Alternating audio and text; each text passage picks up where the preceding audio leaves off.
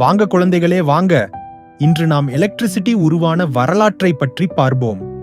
கிமு 600 ஆண்டுகளுக்கு முன்னர் பழைய காலத்தில் கிரேக்க நாட்டில் மிஸ்டர் தாலஸ் என்பவர் ஆம்பர் கல்லை கம்பளியால் தேய்த்த போது அதனால் வேறு சிறு பொருள்களை ஈர்த்தது கண்டு அறிந்தார். இது எலக்ட்ரிசிட்டி ஆரம்ப கண்டுபிடிப்பு ஆகும். அதன்பின் சுமார் 1700 முதல் 1800க்கு இடைப்பட்ட காலகட்டத்தில் மிஸ்டர் பெஞ்சமின் பிராங்க்லின் மின்னல் ஒரு எலக்ட்ரிசிட்டி என்பதை தனது கயிறு பரிசோதனையில் கண்டுபிடித்தார். அதன் பின்னர் 1800 ஆண்டுகளில் மிஸ்டர் அலெசாண்ட்ரோ வோல்டா என்பவர் முதல் பேட்டரி உருவாக்கினார். அதிலிருந்து எலக்ட்ரிக்கல் பவர் பெற முடிந்தது. அதன் பிறகு 1830ஆம் ஆண்டுகளில் மிஸ்டர் மைக்கேல் பரடே எலக்ட்ரிசிட்டி மற்றும் மேக்னெட் இணைந்து வேலை செய்யும் விதத்தை கண்டுபிடித்தார்.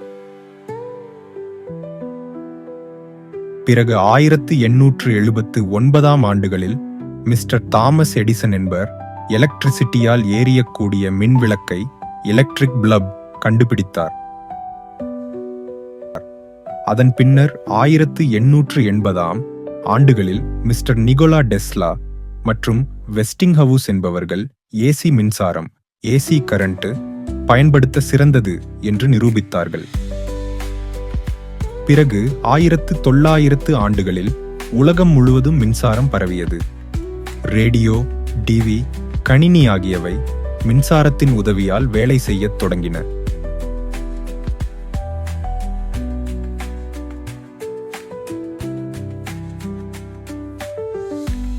டிரான்சிஸ்டர், சிப்கள் ஆகியவை கண்டுபிடிக்கப்பட்டது.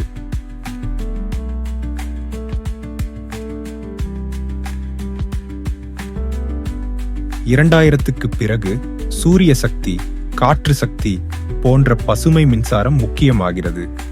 மின் வாகனங்கள், ஸ்மார்ட் கிரிட்கள், சிறந்த பேட்டரிகள் போன்றவை வளர்ச்சியடைந்துள்ளன. சரி குழந்தைகளே, இன்று நாம் எலக்ட்ரிசிட்டி உருவான வரலாற்றை பற்றி அறிந்து கொண்டோம்.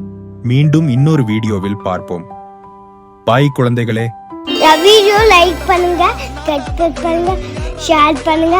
Bye friends.